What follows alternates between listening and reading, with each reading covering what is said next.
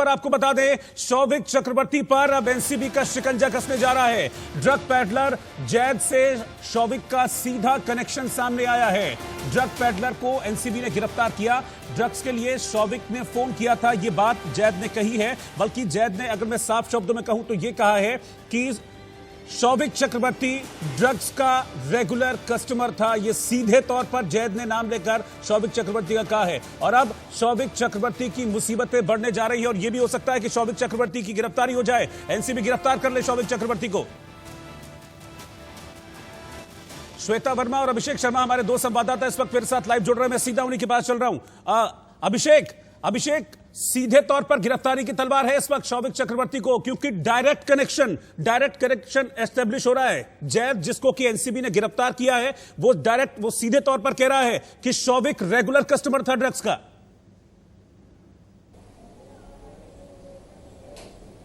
अब बिल्कुल सही कह रहे हैं आप रोहित, और कभी भी गिरफ्तारी हो सकती है। देखिए, जाहिर सी बात है, ड्रग का एक ऐसा मामला होता है कि जरूरत नहीं होती है पूछताछ की, क्योंकि अब लगातार एनसीबी को यह लगने लगा है कि जरूरत नहीं है कि अब शौविक को सम्मन भेजा जाए। क्योंकि देखिए, शौविक को सम्मन भेजने के पहले ईडी के पास तमाम ऐसे सबूत आ चुके हैं, तमाम ऐसे गवाह आ चुके हैं, तमाम ऐसे आरोपी आ चुके हैं, जो साफ कहते हैं सबूत जुटाने के लिए और कोर्ट में कहीं कहीं इस बात को पुष्टि करने के लिए बहुत ज्यादा सबूत हो जाते हैं कि किसी भी सूरत में शौविक का बचना नामुमकिन है। और यही वजह, सही कहा आपने, यही वजह माना जा रहा है कि शौविक की गिरफ्तारी कभी भी हो सकती है बजाय उनके पूछताछ के, क्योंकि तमाम सबूत ऐसे मिल चुके हैं। और हालांकि इस बात पर अभी भी हम कह, रिया चक्रवर्ती के जो वकील हैं सतीश मान सिंधे, उनका साफ कहना है कि हमारे पूरे परिवार ने कभी भी कोई ड्रग नहीं लिया है। लेकिन इनके कहने से कोई फर्क नहीं पड़ता है। सवाल यही उठता है कि पूरे सबूत एनसीबी को मिल चुके हैं, यानी नारकोटिक्स कंट्रोल ब्यूरो को मिल चुके हैं, और उनके पास तमाम ऐसे सबूत इकट्ठा होने के बाद ही उन्होंने अब तक 3 लोग गिरफ्तार किया है। आपको बता दूं, मैं चौथी गिरफ्तारी जो परिहार से पूछताछ लगातार चल रही है, आज शाम तक जानकारी में मिल रही है कि उस चौथे आदमी की गिरफ्तारी आज शाम तक एनसीबी कर सकती है, क्योंकि उसने भी कई सारे बड़े खुलासे किए हैं। और यही वजह है कि जैद को आज कोर्ट में पेश नहीं किया गया है, और यही वजह है कि तमाम आमने सामने पूछताछ की जाएगी। कोर्ट में कल पेश किया जा सकता है दोनों को, और एक बड़ी खुलासा जाहिर सी बात है दोनों ने किया है। लेकिन यह साफ है कि रिया चक्रवर्ती का पूरा परिवार इसमें उलझता हुआ नजर आ रहा है। इतना ही नहीं, आप देखिए, श्रुति मोदी के जो वकील हैं, उन्होंने भी साफ साफ कह दिया है कि पूरे रिया चक्रवर्ती के परिवार को पता था कि यह लोग ड्रग लिया करते थे। यानी कोई अब इसमें दो मत रह ही नहीं आता रोहित। बिल्कुल, श्रुति मोदी ने साफ तौर पर कहा है, श्रुति मोदी ने सीबीआई की पूछताछ में साफ तौर पर कह दिया है कि शौविक चक्रवर्ती ड्रग्स लेता था। इस चीज को बिल्कुल क्लियर कर दिया है श्रुति मोदी ने। श्वेता, ये बहुत बड़ा एक तरीके से सेटबैक है पूरे चक्रवर्ती परिवार के लिए, क्योंकि यह भी बात सामने आ रही थी कि शौविक ने अपने पिता के जरिए ड्रग मंगाया। अब शौविक के पिता को भी खंगाला जाएगा। भाई, आपका क्या रोल है इस पूरे मामले में, बताइए।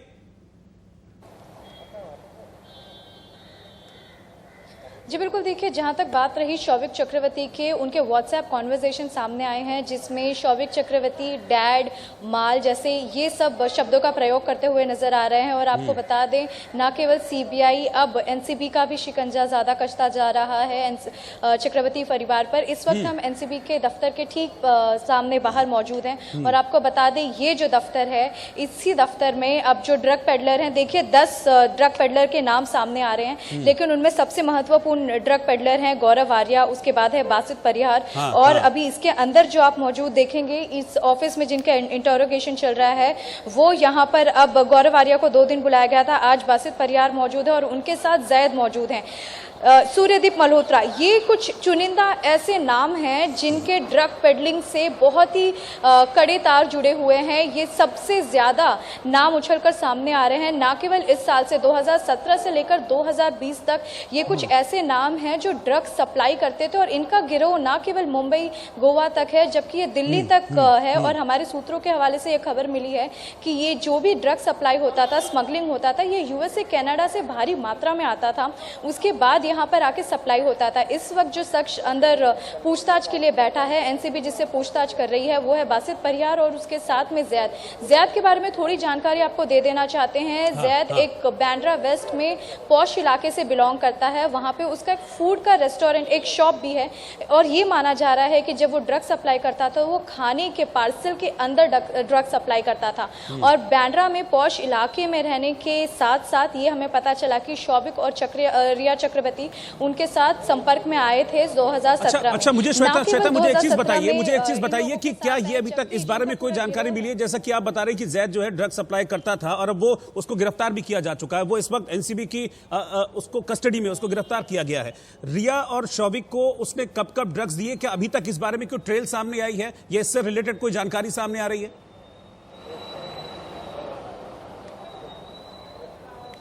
जी देखिए, एक सुधार करना चाहूंगी। इस वक्त पूछताछ चल रही है, अभी गिरफ्तारी के लिए ये इन्फॉर्मेशन सामने नहीं आई है, अभी तक पेपर वर्क चल रहा है। आज हमारी टीम यहाँ पे आ पहुंची थी, हम अनुमान लगाए थे कि आज गिरफ्तारी हो सकती है, लेकिन अब पेपर वर्क चल रहा है ये दोनों ड्रग पेडलर का। और रही जहाँ तक बात रिया चक्रवर्ती और शौविक चक्रवर्ती की, देखिए ना केवल ये बार बार उनके व्हाट्सएप चैट के जरिए या श्रुति मोदी के दिए हुए बयान के जरिए पता चला है कि ड्रग डीलिंग में बार बार संपर्क तो होता ही था रिया चक्रवर्ती और शौविक चक्रवर्ती का। ना केवल एक मैरिजुआना की बात है, अन्य प्रकार के जो भी ड्रग है एमडीएमए, ये अन्य प्रकार के ड्रग के बारे में भी पूछताछ होती थी। और ना केवल देखिए 5 ग्राम के ड्रग के लिए 10,000 से 17,000 रुपए इन्होंने तय किए थे, तो उस हिसाब से ये ड्रग मंगवाते थे, कब इनका ड्रग खत्म हो रहा है। और ये सारी जानकारी व्हाट्सएप चैट की बात कीजिए आप या श्रुति मोदी ने जो व्हाट्सएप चैट ही इंडिया न्यूज ने दिखाई थी, व्हाट्सएप चैट ही इंडिया न्यूज ने दिखाई थी, जिसमें साफ तौर पर रिया चक्रवर्ती ड्रग्स मंगाती हुई दिख रही थी। वो व्हाट्सएप चैट हमने दिखाई थी, NIFW नाम का जो ग्रुप था, टीम SSR नाम का जो ग्रुप था, उसमें हमने दिखाया था व्हाट्सएप चैट के जरिए कि कैसे ड्रग्स को मंगाया जा रहा है। मैं अभिषेक के पास जा रहा हूं। अभिषेक, पूरा जो चक्रवर्ती परिवार है वो इस मामले में फिलहाल फंसता हुआ नजर आ रहा है। रिया की ड्रग कंपनी पूरी फंसती हुई नजर आ रही है इस मामले में।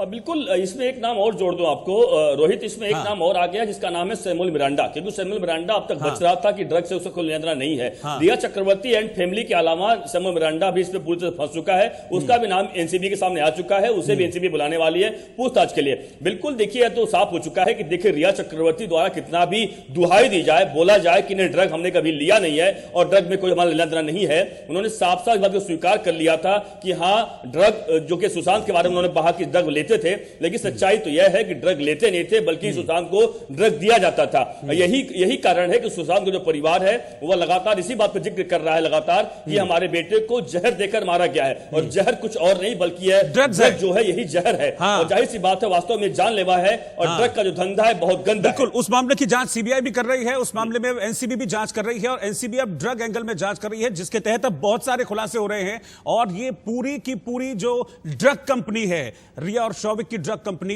ये पूरी की पूरी अब इसमें खुलासे होते हुए नजर आ रहे हैं। बहुत बहुत शुक्रिया अभिषेक, आपका भी बहुत बहुत शुक्रिया श्वेता, आपका भी। सैमुअल मिरांडा का नाम, जैसा कि अभिषेक ने बताया, इसमें सामने आया। आपको बता दें कि सैमुअल मिरांडा का रोल भी बहुत अहम था, क्योंकि 17 मार्च 2020 की एक चैट सामने आई है जिसमें सैमुअल मिरांडा ड्रग्स मांग रहा है। सैमुअल का घर छोड़ा और दिशा सालियान की मौत हुई, और इसके बाद आता है 14 जून, वो दिन जब सुशांत की मौत हुई। सिद्धार्थ पिठानी और नीरज सिंह, इन दोनों ही तारीखों को सुशांत के घर में मौजूद थे। हालांकि इनके अलावा दीपेश सावंत और केशव भी मौजूद था, लेकिन ये दोनों सीबीआई की नजर में हैं, और अब ऐसा क्यों है वो भी जान लीजिए। सिद्धार्थ पिठानी, जो सुशांत सिंह राजपूत का फ्लैटमेट था, वो फ्लैट नंबर 601 यानी जहां सुशांत सिंह राजपूत रहते थे उसी के ठीक सामने वाले कमरे में रहता था, जबकि नीरज, जो उनका स्टाफ था, वो सुशांत के फ्लैट के नीचे वाले फ्लैट में रहता था। अब ऐसे में सीबीआई के इन दोनों को रोज तलब करने के पीछे एक बात तो साफ है कि सिद्धार्थ पिठानी और नीरज कुछ न कुछ छिपा रहे हैं। अब ऐसे में सवाल ये भी उठता है कि दोनों क्या छुपा रहे हैं और किसके इशारे पर सारा खेल खेल रहे हैं। कहीं इन दोनों के दिल में सुशांत की मौत का असल राज तो नहीं दफन है, जिसे वो सीबीआई से, सुशांत के परिवार से और बाकी एजेंसियों से छिपाते फिर रहे हैं। अब हम ऐसा क्यों कह रहे हैं आप वो भी जान लीजिए। दरअसल 8 जून ये वही तारीख है जिस दिन दिशा सालियान की मौत हुई और रिया चक्रवर्ती सुशांत का घर छोड़कर चली गई।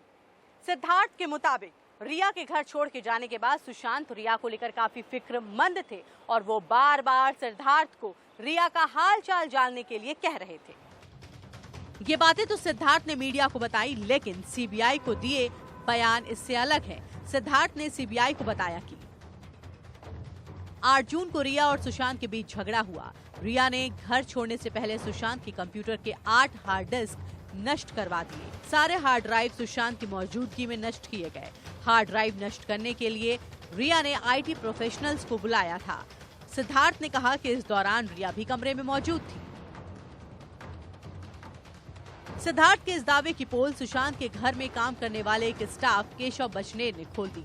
केशव सुशांत के घर में कुक था और उसने सीबीआई के सामने 8 जून की कहानी कुछ और ही बताई, जिसके बाद जांच एजेंसियां और सतर्क हो गईं और ऐसे में जितनी बार सिद्धार्थ को पूछताछ के लिए बुलाया गया उतनी बार सिद्धार्थ ने ईडी और सीबीआई को नया किस्सा सुनाया। आपने अभी तक सिद्धार्थ पिठानी का बयान सुना, अब नीरज का बयान सुनिए। रिया ने 8 जून को करीब 1:30 बजे लंच टाइम पर मुझसे कहा कि मेरे कपड़े पैक कर नीचे रख दो। उसके बाद मैंने कपड़े पैक किए और गेट के पास रख दिया, जिसके 15 से 20 मिनट बाद वो बिना खाना खाए चली गईं। वो गुस्से में नहीं थी। रिया के जाने के बाद से सुशांत काफी अपसेट थे और रिया के जाने के बाद वो कमरे से काफी वक्त तक बाहर नहीं निकले और खाना खाने से भी मना कर दिया। उन्होंने रात में सिर्फ मैंगो शेक पिया था, जबकि सुशांत की बहन मीतू सिंह शाम को 5 बजे घर आ गई थी। लेकिन जब सीबीआई ने नीरज से पूछताछ की तो उसने रिया के सुशांत के घर से जाने की बिल्कुल अलग ही थ्योरी पेश की। नीरज ने सीबीआई से कहा, रिया 8 जून को सुशांत के घर से दोपहर नहीं बल्कि रात को गई थी। नीरज ने सीबीआई को ये भी बताया कि घर छोड़कर जाते वक्त रिया बहुत गुस्से में थी।